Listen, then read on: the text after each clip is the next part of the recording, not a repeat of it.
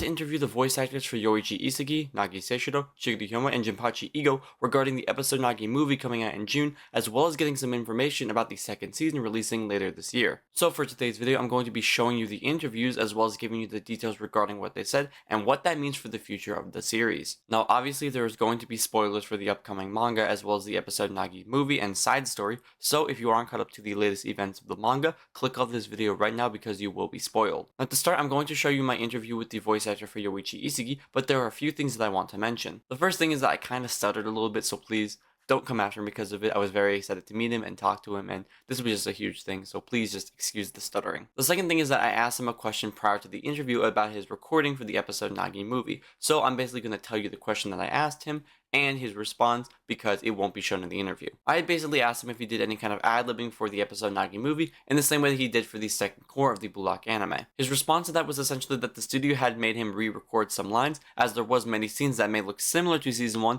but were actually reanimated to fit the movie better. He also said that they did some track pulling with some of the lines, meaning they simply grabbed his pre-recorded lines from season 1 and just reused them in the movie. However, he said for this movie, Isagi is shown as the villain, while Nagi is shown as the hero, so he wanted to make Isagi sound more cold and ruthless as opposed to his usual fired up tone that we saw in the Team V match. And the last thing I want to mention is that I did record this at a convention, so there was a lot of background noise that I don't know if I'm going to be able to mute or make silent enough for you to hear what he's saying, but I'm going to try my best. Alright, and with that, let's get into my interview with the voice actor for Yoichi Isagi, Ricco Fajardo. Okay, so I've never done one of these before, I want to ask. So, regarding Isagi's twin gun volley, what is your opinion on like the events that occurred with that race? Man, this is hard, you guys. Just for context, so you know, first off, I'm Ricco Fajardo. I'm the English voice of Yoichi Isagi and BLUELOCK. We're talking about stuff that might be coming up in the show.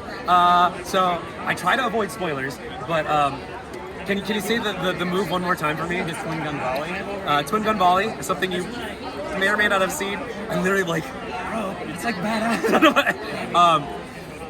I'll say this, as I speak broadly. I think what's really great about Isagi is when he is evolving and consuming other players' abilities, when he's able to synergize them into new talents, such as this twin gun volley, which may or may not be a thing in the show. This is really hard to talk around. But it happens in the latest NEL. It's what he uses to beat Kaiser.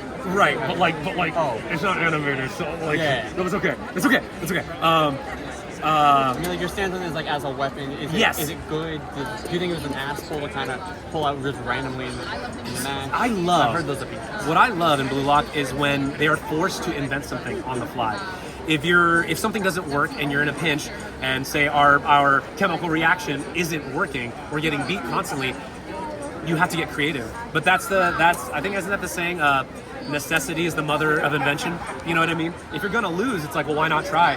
Our backs are against the wall, and that's why BLUELOCK is so effective, because literally your career's on the line. And if you don't do something magical right now, you're done. So yeah, I think that's a good answer to it. I was like, it's so cool looking though. It's so cool. Anyway, yeah. What other questions do you have? So there is a theory. Yeah. One I've had for a while. It's one I've heard other people say. It's that the NEL was meant to kind of be that point where even if the BLUELOCKers fail, they still have options, because a lot of these countries aren't Japan that are giving them options. Manshine City is from England, Ubers is from Italy, PXG is from France, and in case people from BLUELOCK don't survive, they still have those bid values to go through and play on those teams in those other countries. What are your stances on that? Well, I mean, so kind of like I'll say this again, since we are in massive spoiler territory if you haven't read the manga, and I'll try my best to talk as best I can about it. The pride of playing for your nation, I'm literally rocking the Qatar 2023 jersey, or Japan did excellent against Germany and Spain. Playing for your nation is not the biggest money-making thing, as you probably know, for any of these events. It's usually the pride of it, of being able to play for your nation, for your country. Japan has been trying for so long to get a championship, or even to play in the finals, you know what I mean? For BLUELOCK, the show itself, the players, yes, you're not allowed to play for the national team if you lose. Might not seem like a big deal. There's plenty of leagues to play for, right? Yeah. Tons of leagues. I mean, you guys watch football, you watch soccer, you can play for a bunch of teams. But that threat of not being able to do this thing that few players ever get to do, to represent your country, that's your ego. That's your pride. That's your heart. And that, to take that away, man, you might as well not as well not play anymore, but like, something is taken from you. So that said, again, not diving too much into the Neo-Egoist League and all these different things that you will hear about very soon, hopefully, if we get it animated very quickly. I think that there's a lot of possibility for the players, because there's some amazing players that don't end up playing. Yeah, like Kira, literally from the beginning, you know what I mean? That you're like, wait, this guy's awesome, his design's so great. He's gone. It's like, don't worry, there's still more. So, and I have faith in the mangaka that work on it. They will take care of our characters. Any good storyteller knows that you're gonna take care of your characters. So, sorry for talking around. I warned him earlier. I was like, I'm gonna talk around stuff. I apologize, just because we're not there yet in the anime. So, with the ending of season 1 yes. against me, you told me you did some ad-libbing. Yes. With the Gotham line. The Gotti, yep. That wasn't the original ending you asked to do that. Do you plan on doing anything like that for the upcoming episode? I don't plan, or the season 2. I don't plan on it. Adaptation. This is an anime adaptation question, because Japan has words that English does not have. We each have different language to try to describe things. The moment he's talking about, which we can talk about fully, Yoichi Isagi is getting beat consistently by a character named Rin. Rin has got him beat every single time. What does that feel like to get constantly beaten by your opposition over and over and over again? He finally cooks up one trick. It literally is a one-time kind of trick. He probably can't pull it off again, and beats this person. In the Japanese, he says "deko," which means however. The English equivalent would be "psych." It'd be like, I tricked you, but we need 2 flaps. We need two syllables. So we tried gotcha. But how does it feel? You guys play, if there are any sports players out there, talk a lot of trash in the field. What do you say to someone who you finally beat? You dunked on LeBron. You know what I mean? Like, you did something amazing. You don't say, however, you know what I mean? Like, what is it in the English that captures that? So for me, being an English speaker, I took got him and I bent one vowel and I said, got him. And literally, it was a whole different, like, literally other language speakers like, what does that mean? Why is that so funny? Why does it mean something else? Because it's the English language. And we have a lot of meme culture to support these kinds of things. So try to do that to offer it for a lot of our viewers. I've watched anime since I was a kid. Again, not planning on it, but you'll see. We're trying to make it as good as we can for y'all. And the last thing I want to ask is, maybe second to last, is who do you think will not survive the current? Given like, a character that like you think everyone's like, oh, they're gonna make it, but you're like, I strongly think that I can't. I love Igaguri. I love Igaguri. He's the go-to, like. He's the go-to. He's very good at drawing fouls, things like that. And again, without spoiling anything.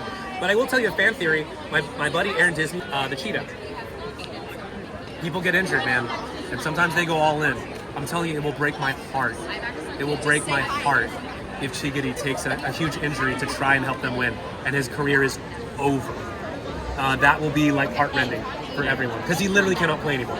And that for me would be shattering.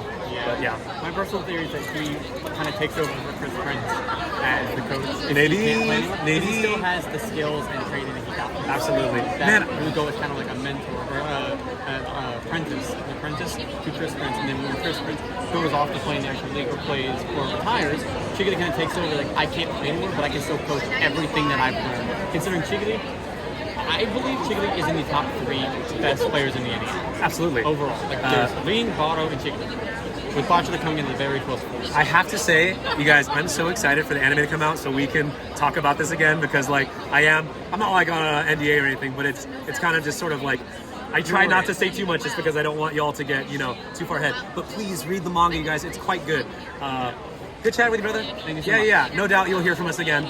Take care, y'all. And that was my interview with the voice actor for Yoichi Isagi. Now, if you have the opportunity to meet Ricco Fajardo, I would highly recommend it because he's got to be one of the most down-to-earth people and nicest people that I have ever met. And he really seems like he loves the series that he actually voices in. But with that, let's get into the next voice actor. So here's my interview with the voice actor for Nagi Seishiro, Bryson Baugus. Okay, so the first one I want to ask is, like, how you got into the role. What was, like, not just your mindset going into it, but, like, how did the opportunity arise for you? Of course. So for BLUELOCK in particular, it's such a wide cast, and usually what happens in anime is the directors will typically auto-cast us based on some of our previous work, and that's kind of what happened with Nagi, is the director, Jonathan Rigg, I guess he had gotten recommendations from other actors and his ADs and stuff to be like, hey, I think Bryson would be really good for Nagi. Let's pull him in for this one. I don't imagine that was the same case for like Isagi or something like that. Usually they tend to audition the major roles like that. But in terms of getting into the zone for Nagi, it's one of those things where I didn't have that much time to prepare because the show was still like coming out whenever the show came out, and they cast me. They were like, hey, we need you for a couple of hours on Blue Lock. So my first impression of the character was like that first time we see him, and he's at the table, kind of sleepy with Reo, and they kind of establish that relationship that they have with each other.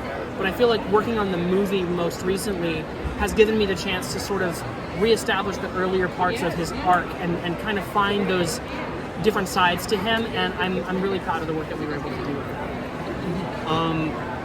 With the Blue Lock episode Nagi movie coming out in, I believe it's end of June? June 28th. Is there something about the movie that you personally are like very highlighted? Like, this is probably the best voice acting I've ever, the best moment from the movie that I really like. It's funny you can say that. I legitimately, there's like multiple times throughout the recording process for this film where I would just like sit back and watch what we did and like just think to myself like, this is like the kind of stuff that like made me want to be a voice actor in the first place. Like working on this, I was thinking to myself like, this is what I do this for.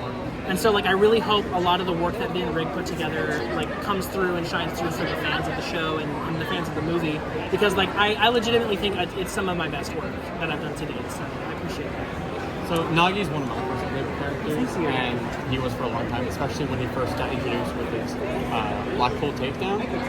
If you were in Blue Lock, or even just the series, what's your weapon from the cast that you, because I know you aren't aware of the market, from the characters that you know of, which main weapon would you want personally? I feel like I would want the speed. I feel like whenever I was a kid, I was a big fan of like Sonic and Fox and Smash Brothers Melee. I was always like a speedster type. I liked just being nimble. I was never the most athletic person myself, so I don't know if that I would have succeeded very well in Blue Lock as myself. But if I were to like train and get ready for that, I would really want to have that just that like, breakneck speed like Chigiri or Zantetsu. Yeah. And the biggest question I have, and a lot of Blue Lock fans have, is that the quality of the animation was very controversial when the first season came out. Would you say that the animation in this movie surpasses or is equal to or even below that of the first season? I wouldn't say it's below anything, honestly. I think it's beautifully animated. Especially in the movie, they have a lot of moments where you can really tell that they had that movie budget. They do use a lot of different scenes from the TV series as well, as far as I know. But it's recontextualized from a different perspective, being that it's Nagi's perspective and a lot of the earlier stuff. But that's probably about all I can speak to about it. It's very like you're not allowed to speak about it. I'm not really allowed to comment too much about like what's contained in the movie quite yet. So it's one of those things that I could probably not talk about too much. But yeah, thank you. That's all really. Of course. Thank you so much. I appreciate it. And that was my interview with Bryson Baugus. Just like Isagi's voice actor, he's super into the show despite him not being caught up on the manga, and he's a super down-to-earth and nice person who I would highly recommend you meet. But without wasting any more time, let's get into my interview with the voice actor for Chigiri Hyoma, Dismuke. So to start, episode Nagi Movie, what are your thoughts? What was your stance on revisiting Chigiri? Because it's been a while. It was like 2022 when the last Blue Lock airing. How did you feel about it? Did you reuse lines? It always feels good. I do think that the movie is going to have some overlap. That was the impression that I got, where some of the scenes that we've already seen are going to come back. I think it's in the interest of making the movie standalone, so that someone could come in having never seen Blue Lock and understand what's going on. So yeah, I would expect to see some overlap. Yeah, that's all I can say. So when I talked to Isagi, he said that because it's pulled from Nagi's story, Isagi is different. So he decided to redo his line pulled a lot more rude and more menacing. Did you try to do the same kind of thing with your lines, or did you have to do the same both of them? We came through and rewatched everything, and we did redo a couple of things so as to like fit the animation better. I think that generally, I don't remember doing anything to make Chigiri any meaner. He's one of the antagonists for sure of this movie, but he was already pretty intense, I guess, because of what he's been going through, you know. So, yeah. Talking about the manga, are you like aware on events in the manga? I'm not caught up. Do you want to? What point are you? Do what? What point are you up to? Oh, I'm sorry. I am not. I have not read the manga. I don't. Sorry. So I'm not. Yeah, I don't know anything that isn't in the show. Are you gonna tell me something? I'm not going to tell you anything, but I'm going to ask you, where do you think your character is going to be? If you have no knowledge of the events in the manga, where do you think your character is going to be? Do you think they're... Okay, so I've been told that I'm like the 7th person to last person, or that I'm in like the final 7, or maybe it was final 13. I believe you're in top 5. I think you might be 5 to 7. I don't remember exactly. Yeah. But I believe you're in 5 to 7. And I think your character is worth about 50 million yen, which is like Nice. a worth. But I think that my injury is a smoking gun. Like, you put the gun on the table, you have to use it. So I think I'm gonna get re-injured. Really? Yeah. What do you think? Is it like very soon in the manga, or like way later, like years ago? I would imagine that when it happens, I don't know, it depends on the tone that they go for, but when it happens, he might be out. That's what his doctor is told him, is if you get hurt again, you're done. So that would make him think at the very end. And the final question I ask is, if you were in BLUELOCK, what weapon would you want from the series so far? For all the weapons that you've seen in the series, which one would you personally take in real life if you were to play soccer? I did play soccer growing up, and I really liked doing the footsie tricks. So, yeah, crazy boys. That's it, yeah. Yeah. Thank you so much. Thank you. Appreciate you. And that was my interview with Aaron Dismuke. Now, Chigiri is my favorite character in BLUELOCK, so it was super fun to be able to meet and talk to his voice actor. I've also been a huge fan of Dr. Stone for a long time, so it was great to talk to him about the final season of Dr. Stone coming up. But last but not least, let's get into my interview with the voice actor for Jinpachi Ego, Derrick Snow. The first question I have is in regard to the episode Nagi. So I was told that the voice actor for Nagi, which I think you guys have already done, the majority or all of their lines. That's right. Yeah, we've been working on that. I came in and it was recording. I don't want to give too much away, but yeah, I've recorded a good amount of stuff. Have you seen the movie in its entirety, or only yours? Well, after some of my recording sessions, some of the behind the scenes how the sausage gets made, the director, Jonathan Riggs, he showed me a lot of the great clips from the film and where they have dubbed and some of the stuff that hadn't dubbed yet at the time. So it's just fascinating watching the differences and stuff like that. So I haven't seen the whole thing, but I've seen an interest, like a great amount of it, and I'm pretty excited for what everybody's about to see. Is there a specific thing you can say that was probably the best that you? Well, Don't get the fans most hype. I will say that Ego tends to stay behind the scenes. He's not often on the field, but there's a really cool thing near the end where it leads into the next of BLUELOCK. And I don't want to give too much away, but Ego has, there's some really cool stuff with the team. I don't know if I can give too much away, but that particular scene is just, I love where it keeps heading. I love the direction that the story takes. And Ego's a wonderful maniac who loves his team, even though he kind of seems like he might have kidnapped him, but he didn't. He put him on the team to be winners. It was voluntary for them to be there. They signed a little form with their parents, probably. I'd like to assume. I hope. So regarding latest events in the manga, I don't know. I know you mentioned that you aren't close up, so I'm going to try and give you some spoilers. Sure. Do you think we're going to be getting an Ego backstory anytime soon, or do you think we're going to be even getting one? I think there will be an Ego backstory because the way his character connects current day, it definitely hints at some stuff that he is absolutely missing from the picture that will be it's going to happen. And I'm so lucky that BLUELOCK is popular enough that I can hang. that they're going to go ahead and tell that story. And are you caught up to at least the third selection, or at least to the point of knowing Isagi's newest and most overpoweredly broken ability? No, tell me about it. So, have you heard of Metavic? I think so, yeah. Do you think Ego also? Is it the very popular theory that Ego and Isagi are very much alike in the way that they think and the way that they would play soccer? We got to see Ego play. Now, as somebody that I don't think I've read that part of the manga, but that absolutely makes a lot of sense. Yeah, I can definitely see that. And then the last question I have is, do you think Ego quit playing soccer, or do you think he retired? Like, do you think he got injured and had to stop? I think there was some kind of trauma, but he still had an in into the world of soccer, so he wasn't completely like.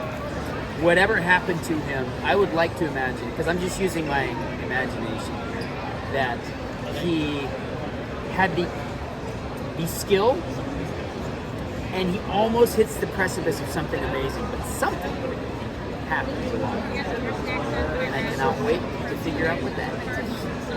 And then the last question I have is pretty basic. Aside from the character that you voice, who was your favorite character? I mean, the bowl of ramen noodle that Ego eats is my favorite character in the show. I think that's my new favorite character. Yeah, it's a lot of sodium. I wouldn't recommend. Only the strongest diamonds in the rough are able to eat such bowls of noodles. Also, Ricco's bad. He's nice. He's bad in a good way. I like him. I mean, clearly, he's the best. Or is he? How about that? I don't know. What if Ego takes it off and becomes a high school student and then wins everything? I don't think that's gonna happen. Ego is training himself to be the He's best. been training the whole time. He's watching His everyone. hollowed out bones from all the nothing but MSG meals every day. It's gonna end well. I lock up. And that was the last of my interviews with the BLUELOCK voice actors. However, I do have one more thing for you guys. Now, because I met all of these guys at Otaku Fest, there are Q&A panels that happen with the cast of the series. And I actually went and attended the BLUELOCK Q&A panel. Now, there were so many awesome fans who asked so many awesome questions, and like those fans, I asked one too. Now, I doubt that you as a viewer remember because I have grown a lot since the start of 2024, but my first video of 2024 was me actually ranking the Egoist 4, being Isagi, Chigiri, Bachira, and Kunigami. Now, originally, from worst to best, I ranked them Kunigami, Isagi, Bachira, and then Chigiri. But I was really curious as to the thoughts of the voice actors on this topic, so I asked them. And here are their answers. So my question is, out of these four being Isagi, Bachira, Chigiri, and Kunigami, who would you rank out of those four as the best and the worst? Let's see, Isagi, say again. Isagi, Bachira, Chigiri, and Kunigami. And Kunigami. Out of those four, which And is we're the talking best, like which is the just, because you read ahead. I know you read ahead. So. It's subjective and it's hard. I think, I'm going to quickly say Isagi's the worst of them. And this is me thinking of how they all kind of play. Kunigami's third place. Chigiri and Bachira are talent-wise for me, in my mind, I would say Bachira first and only Chigiri second because of injury, possibly, you know what I mean? But I say this, and again, with all humility, Isagi is the protag in the show, and he's going through a lot of changes, he does a lot of work, but he's happily the worst in the room. Because if you're the best in the room, you're in the wrong room. You know what I'm saying? You got places to, you got things to level up. You got upward growth. These guys, I got a lot of room to grow. I feel like that's the kind of shows that tend to do so well too, where they don't make the character the best person in the room all the time. That they have humility and they're able to. It is kind of boring to just see the main guy just easily win for no reason, just because he's got main character power. So yeah. Good old MC. Yeah. I think that's more absurdism and kind of fun. But anyway, you were saying. I think I would flip Isagi to the top of it because having seen him do some cannibalism, I think we have to factor in that potential that he has to cannibalize other people's skills into his rank. So if we're looking at where they all start, I think I agree with your ranking. But where they are now, I think I would already put Isagi on top personally. Pass. But that is all I have for you about my interviews with the BLUELOCK voice actors. I really hope you guys enjoyed this video and are very excited for both the second season and the episode Nagi Movie coming up later this year. For the question of the video, which BLUELOCK voice actor would you want to meet if you had the chance to? Leave me your thoughts down below in the comment section. Now before this video ends, I do have a very selfish favor to ask. I was recently invited to a BLUELOCK event by the voice actor for Yoichi Isagi, Ricco Fajardo, in Dallas, Texas to see a pre-screening of the episode Nagi Movie. However, with my current finances, this makes it nearly impossible to go. So I kinda wanna ask if you guys would help me with that. By donating to the Cash App shown on screen, you can basically help me ensure that you guys will get a full breakdown of the episode Nagi Movie, as well as even some teaser footage before the movie actually releases. I would be giving my full thoughts on the movie, both good and bad, and maybe showing you some teaser footage that has not been shown yet. If that's something that you would really want to see, you can help by donating to the Cash App shown on screen previously, or in the description below. But yeah, like always, thank you all for watching, like and subscribe for more content just like this. Too slow, trying to keep up with me now. Keep up.